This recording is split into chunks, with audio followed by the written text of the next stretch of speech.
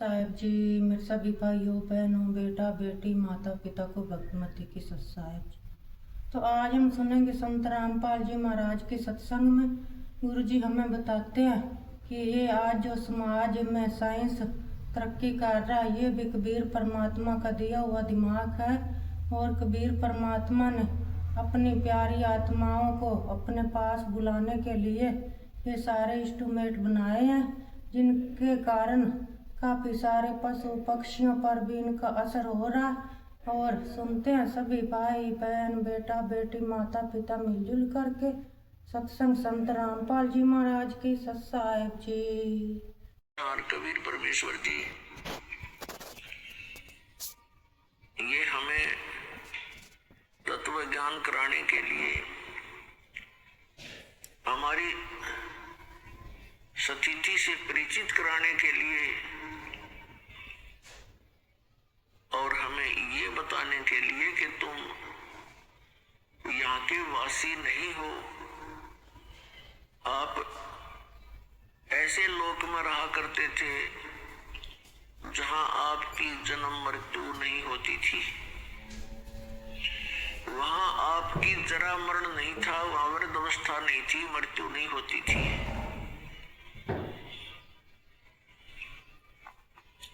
वहां किसी वस्तु का अभाव नहीं है। उस सतलोक में आप रहा करते थे। आप अपनी गलती के कारण यहाँ भवसागर में गिर गए। अब वापस चलो।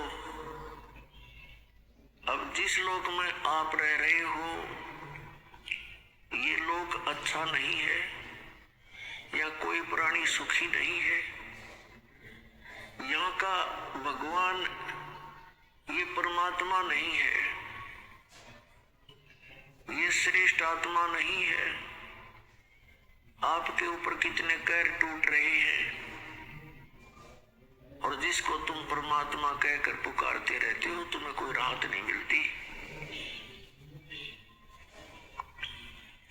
जो परमात्मा है उसका आपको ज्ञान नहीं।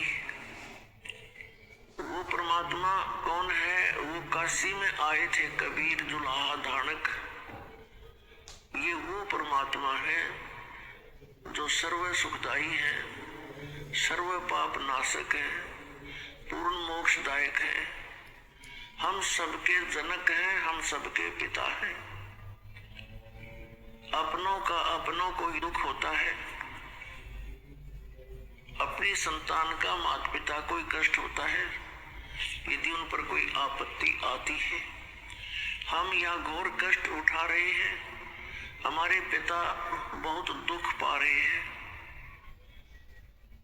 और ये काल उस परमात्मा को सताना चाहता है हमें पीड़ित करके।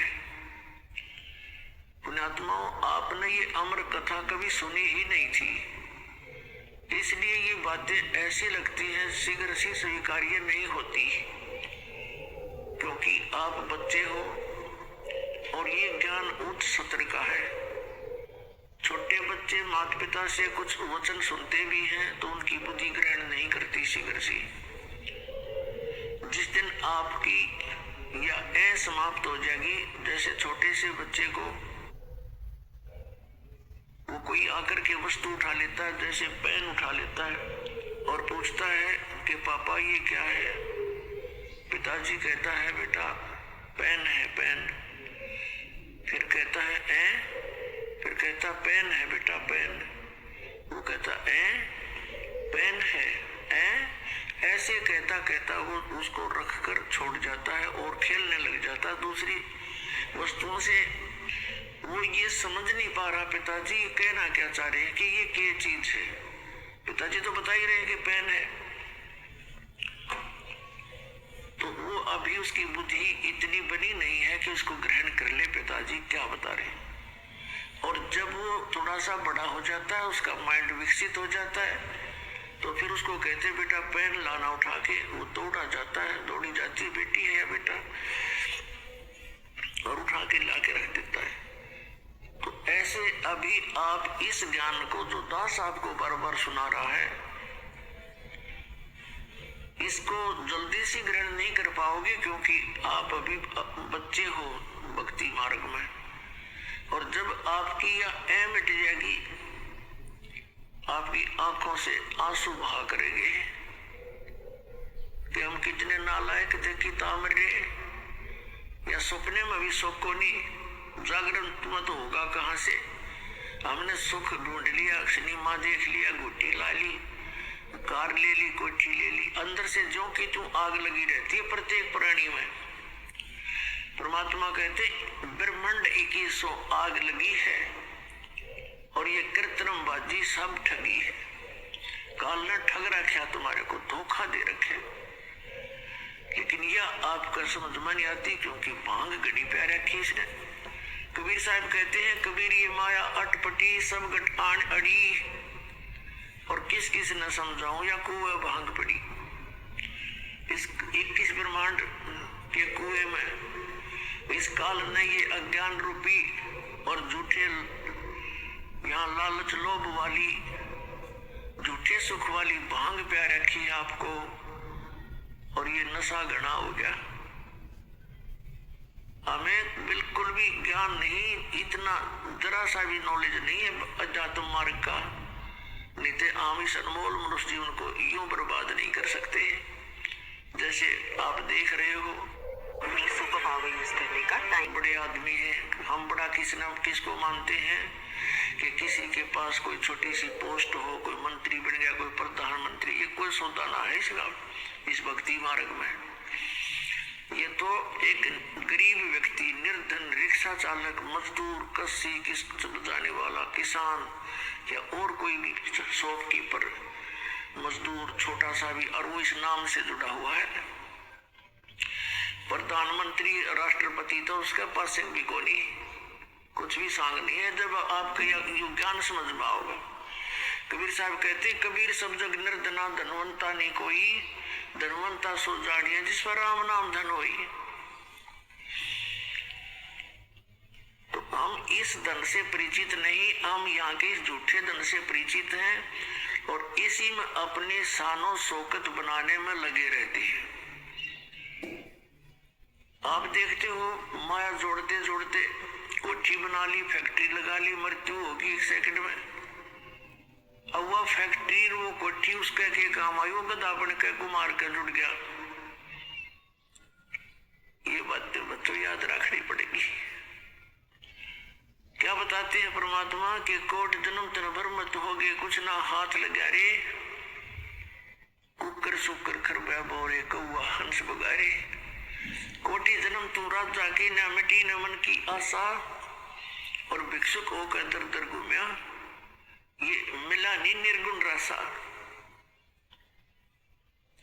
ये जो तत्व ज्ञान परमात्मा ने अब सार्वजनिक करने का आदेश दिया है, ये पहले गुप्त रखा था। गुप्त किस लिए रखा था? क्योंकि सतयुग, त्रेता, द्वापर में और कलयुग के फर्स्ट में ये प्राणी इतना दुखी नहीं होता जितना कलयुग के बीच में और लास्ट में होगा। उसमें क्यों होगा और पहले क्यों नहीं होता दुखी? क्योंकि सतयुग के अंदर उन पुण्यात्माओं को जन्म दिया जाता है जो पूर्व जन्म के बहुत ही अच्छे पुण्यकर्मी होते हैं। फिर उनको बार बार जन्म मिलते आता है। जो ज्यादा कर्म खराब कर जाता है उस दौरान तो वो 84 लाख योनियों में चला जाता है। और उन दिनों में, उन युगों में ये प्राणी साधना अवश्य करता है, क्योंकि अच्छी आत्माएं कभी भी भगवान की भक्ति बिना किसी भी युग में वो रह नहीं सकते। और पुण्यात्माओं जैसे ये कलयुग चल रहा है, इस कलयुग की पिछली पीढ़ी आगे परमात्मा इसे दयालु है कि अब ये पूरे विश्व में अपनी प्यारी आत्माओं को, अपने बच्चों को पूरे, चाहे वो किसी भी योनि से दोबारा मनुष्य जीवन भी प्राप्त करेंगे अभी तुरंत, परमात्मा की वाणी जगह जगह गूंजेगी। मालिक ने ऐसे इंस्ट्रूमेंट बनवा दिए ना, ये आदमी की बुद्धि की सतर के इंस्ट्रूमेंट है जो कंप्यूटर तक बना लिए, इंटरनेट लगा दिए, मोबाइल बना दिए, इसमें टेप भी अंदर, रिकॉर्डर भी अंदर, और बातचीत कर लो बाहर से, वो भी अंदर। ये मनुष्य यही था सतयुग से लेकर आज तक, और इस पर ढंग से पेचकस नहीं बना था, ना कोई ऐसा कोई साधन था कृषि का। तो अब ये इसलिए बनवाए है परमात्मा ने कि इसके माध्यम से मेरे बच्चों तक, चाहे वो किसी योनि में, कुत्ते गधे सुअर या अन्य किसी योनि में है, जैसे कुम्हार ने नाम ले लिया, मोबाइल साथ रखेगा, गधे साथ होंगे, उन गधों पर भी वाणी का असर होगा। मालिक की इतनी सौसिद्ध वाणी है ये परमात्मा की। किसान हल जोतता है और बैलों के साथ घूम रहा है, जेब में मोबाइल है, परमात्मा की वाणी सुन रहा है, क्योंकि सुने बिना तुम रह नहीं सकती। या मंत्र लाओगा या अपनी परमात्मा की वचन सुनेगा तो उन बैलों पर भी असर होगा। उनके प्रारब्ध कर्म पूरा होते ही उनके बहुत से पाप कर्म इस वाणी से निर्मल हो जाएंगे और उनको मनुष्य जीवन मिलेगा। तो इस प्रकार पूरे विश्व में परमात्मा एक बार सभी प्राणियों पर रहम करेगा, और जो अच्छी आत्मा है वो तो पार हो ही जाएंगे, क्योंकि उनको ज्ञान सुनेगा, उनका वो तो सिर धड़की बाजी ला देंगे। जैसे पहले पिछले इतिहास देख लो, गोपीचंद और भर्तृहरि दोनों राजा थे। परमात्मा प्राप्ति के लिए गोरखनाथ जी से उपदेश लिया, और जो भी आज्ञा दी उस गुरु ने, और जिस सत्र का वो गुरु था, और उन्होंने जो उससे प्राप्त किया, जो आज्ञा मिली, वो सिर धड़की बाजी ला दी। गुरुदेव ने कहा कि जाओ, अलवर के राजा का किला बन रहा है और उसमें मजदूरी करो और मंत्र भी जाप करते रहना, और वहां से मेहनताना मत लेना, रोटी के लिए कहीं और टाइम करना। अब जो आज्ञा गुरुदेव, और जिसने भगवान पाना, फिर बकवादों की कहाँ कसर रहेगी, उस आवश्यकता रहेगी, अगर मगर कहाँ रह गया फिर उसके मन में।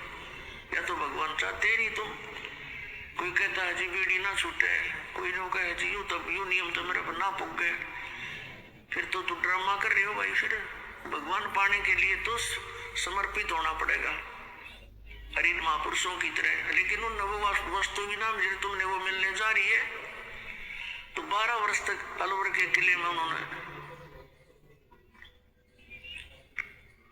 मजदूरी करी है और मंत्र जाप करते रहे, और टाइम के लिए कुम्हार के घर पे गारा गुंजा करते, उसकी गारा गुच्छा करते और उससे रोटी प्राप्त करते थे, और वहां मजदूरी करते, जो भी समय था निर्धारित 8-7 घंटे का। तो जिन अब पुण्यात्मा वही है ये जो सब कुछ कर सकते हैं मालिक पाने के लिए, जब इनको ज्ञान हो जाएगा। समझ हम ना इतनी बात हमने ये दिखाई दे यहाँ की चोचले, तो ये चोचले हमें फिर नकली दिखाई देंगे, खिलौने मिट्टी के। पुत्र है कितना प्यारा लगे है, मृत्यु हो जाए एक्सीडेंट में, टूट गया खिलौना और रो माथे बात मार मार के। परमात्मा कहते हैं गुड़िया खेलत जन्म गवा दिया तने लाया नहीं विचार, ये खिलौनों से खेलते तने असंग जन्म हो गए, कुछ भी ना सोचा। आत्मा तू कहाँ से आई थी, कहाँ जाना है तूने। तो पूरे विश्व में अब शांति होगी, एक बार सतयुग जैसा माहौल बनेगा, हाहाकार मिट जाएगी। हम जो भिन्न भिन्न पंथ बना बैठे, भिन्न भिन्न मजहब बन बैठे, हम अपने भोलेपन में अलग अलग हो गए, परमात्मा के लिए हुए। हमने सोचा हिंदू धर्म अपनाने से भगवान मिलेगा, फिर अलग से कोई मजहब बना, मुसलमान धर्म बना, तो हमने सोचा शायद इससे भगवान मिलेगा, तो उसमें चले गए, वो ग्रहण किया कुछ पुण्यात्माओं ने। फिर किसी ने पता लगा भाई सिख धर्म से हमें लाभ होगा, तो सिख धर्म भी खूब अनुयायी बने। किसी ने ईसाई धर्म से सोचा कि शायद ऐसे भगवान मिल जाएगा तो ईसाई बन जाएंगे हम। लेकिन अब हमें पता चलेगा, क्योंकि हम पहले दूसरों की सुनी सुनाई पर विश्वास किया करते थे, और अब हम आंखों देख कर विश्वास करेंगे अपने सदग्रंथों को।